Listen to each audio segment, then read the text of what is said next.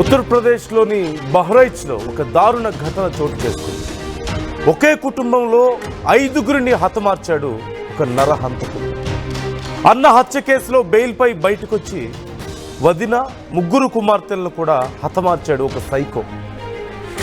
రామైపూర్ గ్రామానికి చెందినటువంటి సంతోష్, అనిరుద్ అన్నదమ్ములు 2018లో ఆస్తి విషయంలో అన్నను హత్య చేసి జైలుకి వెళ్ళాడు అనిరుద్.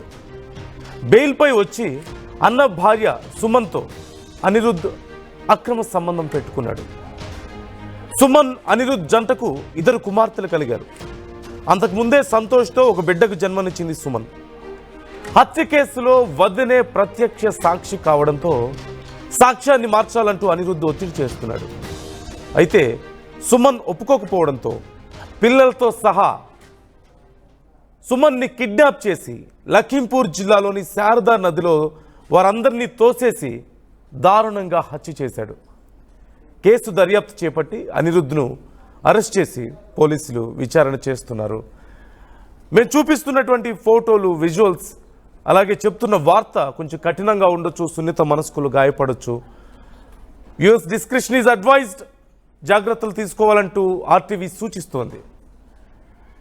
చాలా దారుణమైనటువంటి సంఘటన ఉత్తరప్రదేశ్లోని బహ్రైచ్లో చోటు చేసుకుంది. సంతోష్, అనిరుద్ అన్నదంపతులు. సంతోష్ భార్య సుమన్, వాళ్ళకి పెళ్ళై 12 ఏళ్ళు అవుతుంది. వాళ్ళకు ఒక కూతురుంది, నందిని. 12 ఏళ్ల కూతురుంది, 13 ఏళ్లకు పైగా పెళ్ళయింది.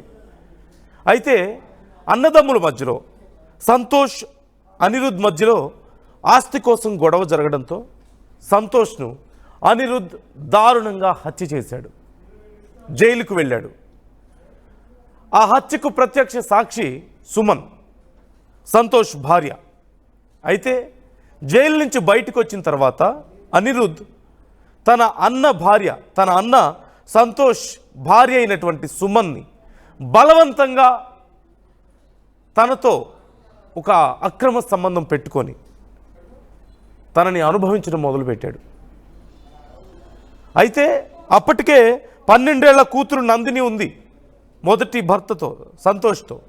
ఇప్పుడు మళ్ళీ తమ్ముడు బలవంతంగా అదే తన వదినతోనే సంబంధం పెట్టుకొని 2 పిల్లల్ని కన్నాడు.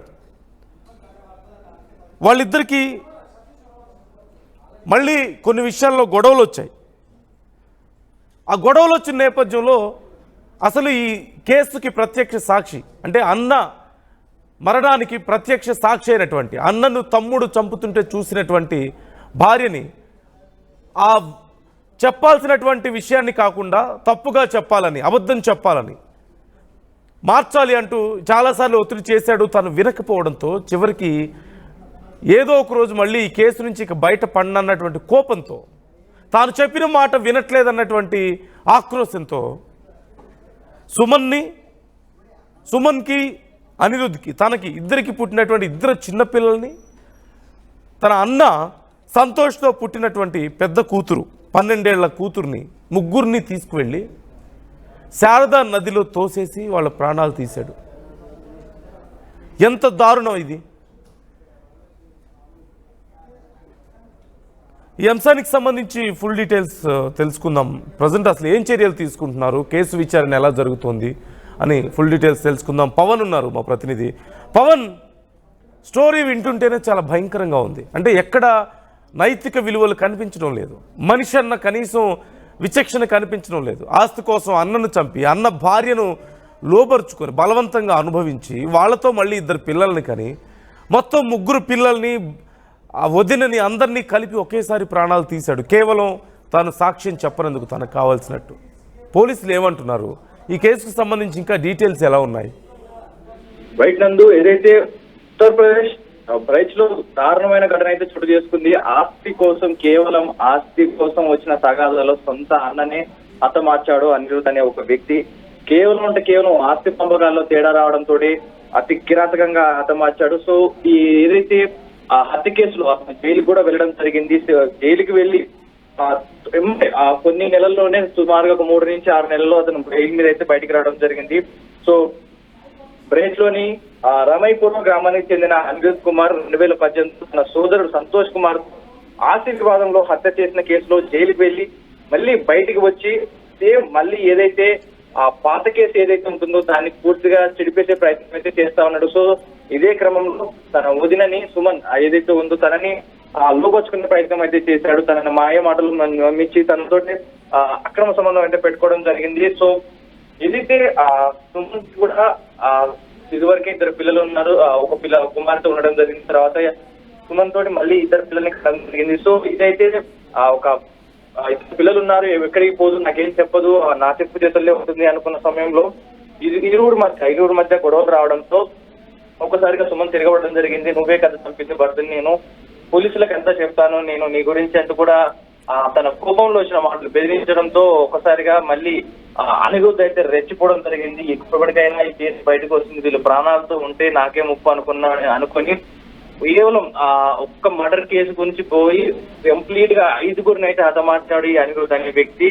ఆ సుమన్ సంతోషి వివాహం జరిగి 12 ఏళ్ల కూతురు నందిని కూడా ఉంది. సుమన్ భార్య హత్య కేసులో కీలక సాక్షి కావడంతో అనిరుద్ధ్ తన సాక్ష్యాన్ని మార్చమని అడుగుతూనే ఆమె వెనక్కి తగ్గలేదు. సుమన్ ఇటీవల తన 3 కుమార్తెలతో తన తల్లి ఇంటికి మారిపోయింది.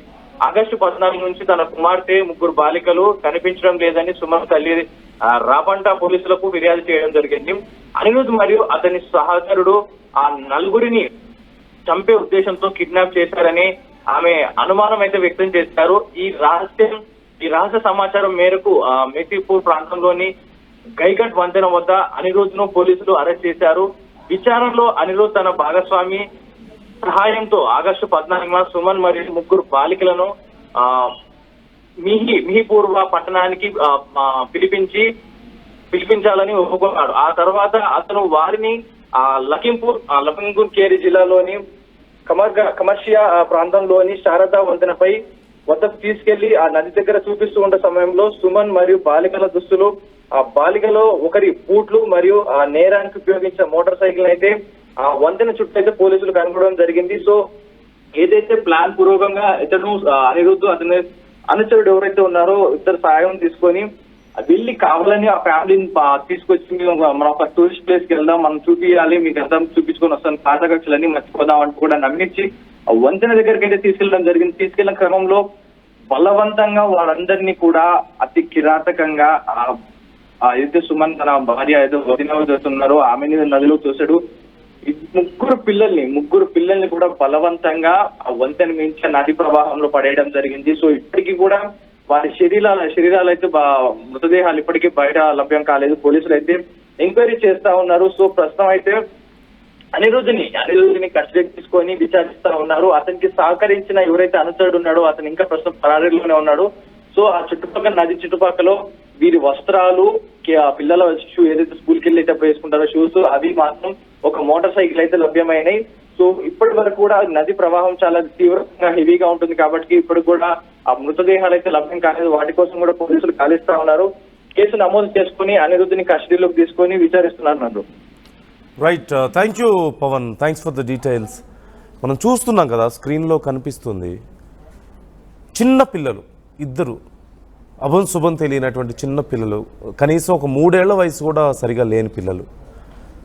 అన్నను చంపిన దారుణమైనటువంటి ఘటన వైపు, సొంత అన్నని ఆస్తి కోసం హత్య చేయడం, జైలుకి వెళ్ళి బయటకు వచ్చి మళ్ళీ అన్న భార్యనే బలవంతంగా తనతో కాపురం చేయడం, అన్న భార్యతో.